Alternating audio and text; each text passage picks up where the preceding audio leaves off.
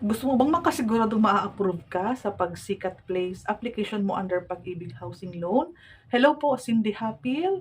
I am from Dream House Realty and we are celebrating our 25th year as a company under sa Rodelio Parafina and Ma'am Wanji Parafina. So balik tayo sa question, gusto mo bang mapanatag or gusto mo nang i-qualify ang sarili mo kung makakapag-avail ka ba ng Pagsikat Place?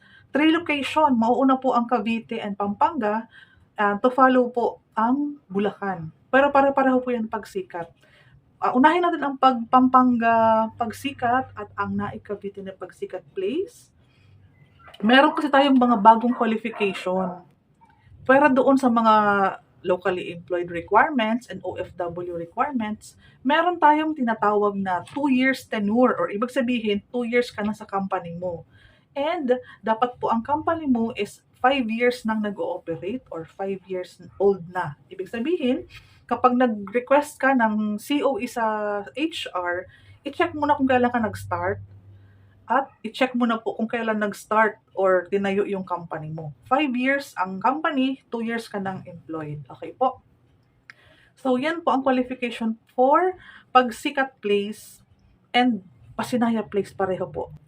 For the requirements, para pareho pa din po, regular na empleyado, may mga valid IDs, wag nang isama yung PhilHealth. And yung TIN ID mo, anyways, lahat ng ID mo, make sure na valid na kasi iiwasan na natin yung mga reason na magkaroon ng delays. Para pag complete ka na kasi ng requirements, pwede mo nang masecure yung unit na available na gusto mo. Kung sunrise, kung near gate, near amenities, may major road, ano man available. Kaya po maganda, pag nag-reserve ka, or halimbawa nag-tripping ka, nag-fill out ka ng form, may dala kang payslip and IDs, yung mga ibang requirements po, pagtulungan natin makumpleto. So, valid IDs mo, company ID, make sure na valid pa siya. 2 government IDs, huwag nang isama yung PhilHealth. At kasama po yung TIN ID na pinaka-ID mismo. Okay po? COE, i-check mo na para ma-check natin yung mga date. Payslip, mag-request ka ng 2 to 3 months para ma-check na natin yung salary required. Kasi may pagbabago din around 17, hindi. For Pagsikat po kasi, around 24,000 na po ang salary pataas.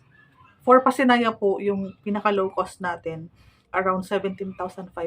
So, may option ka naman po kung magpasinaya and Pagsikat. Yung virtual Pag-ibig, pwede ka nang mag-download. Pag nag-chat ka sa akin, sabi mo, ma'am, patulong ako paggawa ng virtual account. MDF, pupunta ka niya ng Pag-ibig branch, kumuha ka ng members data form kasi mag-housing loan ka kamo. Bago ka lumabas, i-check mo na kung nandoon ba yung name ng employer mo ngayon, married ka ba, nagpa-change status ka ba, nagkaroon ka ba ng anak, or yung parents mo dapat mailagay kung single ka. Pag married na, mag-change ka na po ng mga details ng ng spouse mo saka ng mga asawa mo. Pwede mo po siyang, ng mga anak mo, pwede mo na siyang papalitan. Kung single ka, birth certificate kailangan natin.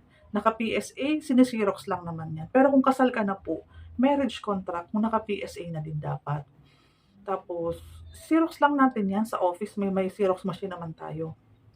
Tapos, 2 valid ID ng asawa mo.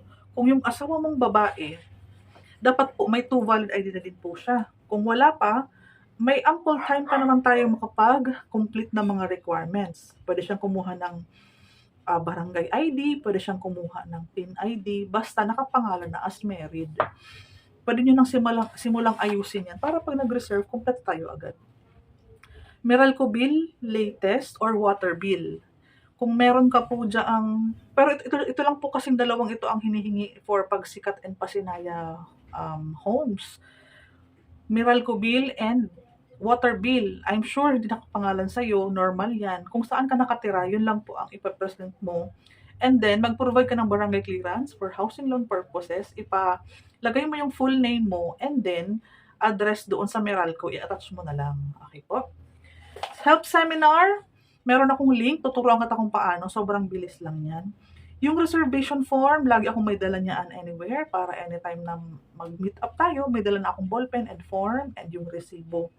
And then yung 4 pieces na 1 by 1 picture, kung gusto mong, ako na lang po ang magpa-print sa bayan para sigurado ko yung rough, hindi yung glossy ang provide mo para wag nang uulit pa. Sobrang bilis lang po ng mga requirements. Doon lang tayo sa qualification kasi bago po yung baba sa amin ng developer. Again, 2 years employed, 5 years na pong established ang company, 24 months ka na pong naghuhulog sa pag-ibig. Basically, ganyan lang kabilis.